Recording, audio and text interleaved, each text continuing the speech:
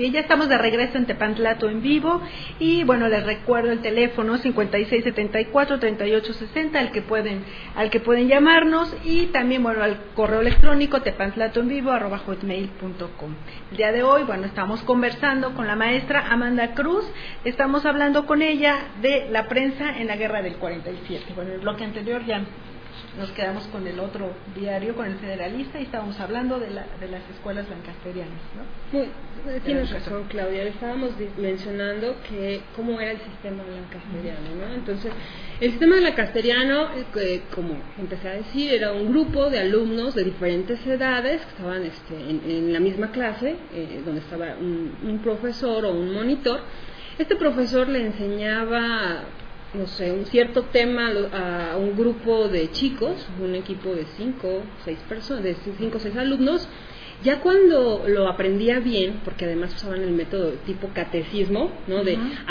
Pregunta, respuesta de memoria, y hasta que lo memorizaban bien, lo tenían bien dominado, estos chicos iban con los otros equipos y se lo enseñaban a los otros alumnos. Entonces iban rolando esta autoridad o esta batuta de enseñanza el profesor a los alumnos, y los alumnos más adelantados iban enseñando a los alumnos con menores conocimientos, hasta que no pasaban, digamos, la prueba de que ya sabían bien el tema, todos pasaban al siguiente tema, ¿no? Entonces, en cierto momento, pues rindió buenos frutos, ¿no? Este sistema, aunque, bueno, obviamente, si lo vemos desde la perspectiva actual acerca de la pedagogía de la enseñanza, pues todo era de memoria, ¿no? No había como un análisis de los conocimientos, sino aprendérselo por cierto, o sea, como en un catecismo, ¿no? Sí, aparte considerando los grandes, ¿no? Grupos, ¿no? Porque eso era muy bueno para los grupos que eran muy numerosos, ¿no? Que querían. Entonces, pues para ese momento, pues de alguna manera les funcionó. Sí, funcionó, y además porque estaban adaptados, o sea, toda la población estaba adaptada en esta forma de enseñanza a raíz de que así se aprendía el catecismo precisamente de la religión católica, o sea, entonces ya desde muy pequeñitos este sistema estaba metido en sus cabezas, ¿no? Y no era lo importante el comprender, sino el aprendértelo de memoria todo.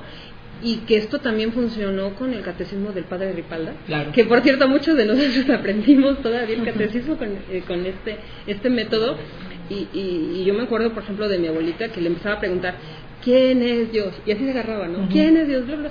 Y a repetir, y de eso, bueno, habla este periódico, ¿no?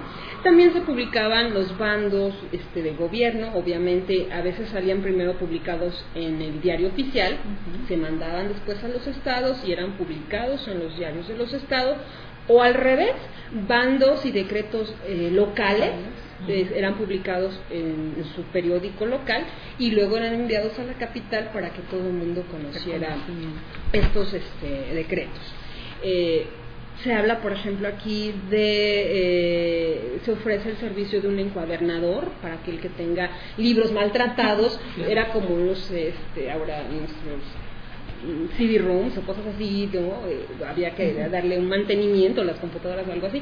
Y aquí, bueno, la pregunta que se les podría hacer a los chicos, porque, bueno, recordando que al principio mencionamos que se les dieron copias de estos periódicos a este grupo de primaria, entonces ellos iban leyendo y iban sacando sus conclusiones, iban haciendo su historia, ¿no? Entonces, era muy interesante para ellos, porque ya no era que el profesor estuviera al frente y les dijera, esto pasó y aquello y ya, ¿no? Ellos iban sacando sus anotaciones, y les llamó mucho esto de los libros, les llamó mucho la atención, porque decían, pues es que todos los niños leían y todos los adultos leían. No todos sabían leer, no todos tenían esa oportunidad, no todos tenían libros. Entonces, de hecho, no todos leían estos periódicos, no era solamente un cierto grupo que tenía acceso a estos medios de información y a la educación. Entonces, ellos se cuestionaron, bueno, y si no todos leían el periódico, entonces, ¿cómo se enteraban de las noticias? Bueno, es que había, por ejemplo, lugares, como ahora los restaurantes o los cibercafé, ¿no?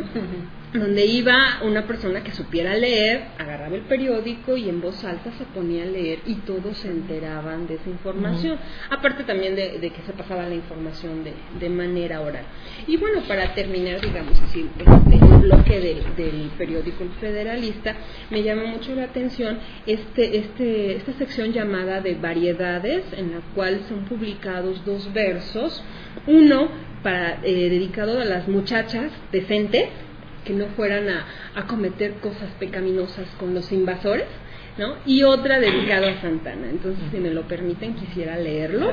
La primera se llama La oveja descarriada y dice así: una oveja miserable, descarriada de su aprisco, metióse en una lobera por guarecerse del frío. Allí estaba un lobo fiero, de media edad y rollizo, fuertes garras, pelo largo, de acicalados colmillos. Luego que vio a la inocente, saltando de regocijo, dio sobre ella y al momento, sin espera, la hizo añicos. A vosotras, bellas ninfas, os previene el cuentecito, que seréis pasto de lobos si andáis errando caminos. Entonces, ojo a las muchachas para que no anduvieran con los invasores, ¿no? Además, que por cierto, en la capital se dio una moda, no, así como que a la entrada de los invasores, que vamos a ver más adelante con el periódico American Star, de que ya de repente todos eran pro Estados Unidos, ya los güeritos eran los candidatos a novios de las muchachas, ¿no? Y demás. Y el otro es un verso que se llama El pato y el cazador, y dice así: un pato vio por fortuna al astuto cazador, y del tiro al estridor, ¡zas!, sumióse en la laguna. Esta acechanza importuna lo hace vivir con recato, porque no es menos sensato que cierto jefe mi amigo, que mirando al enemigo hace lo mismo que el pato. Es decir, Santana se hacía pato, se fue huyendo porque venían a cazarlo, ¿no? Entonces, así a grandes rasgos sería la visión que había en un periódico de la época, en septiembre de 1847. Ahora no sé, bueno, si quieren nos seguimos ya con la versión de los invasores. ¿Ustedes tienen algún otro comentario? Y bueno, el American Star empezó a publicarse a raíz de que llegaron los invasores a Veracruz. Desde ahí se empezó a editar. Y aquí en México, bueno, en la capital, digamos que tomó la batuta al dejarse de publicar la versión oficial que habíamos mencionado del diario de gobierno, que salen huyendo. Entonces ahora el American Star es el que se encarga de dar ahora la versión oficial de los que en ese momento tomaron el poder, ¿no? Que eran los de Estados Unidos.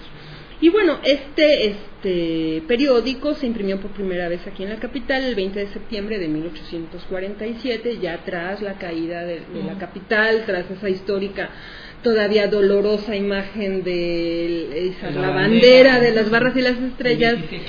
Sí, además en esa fecha, híjole, como el 16, en esa fecha tan importante para nosotros y así. Y aquí se empieza a ver, por ejemplo, la polarización, mientras que el pueblo estaba en contra de los invasores, aunque sea con agua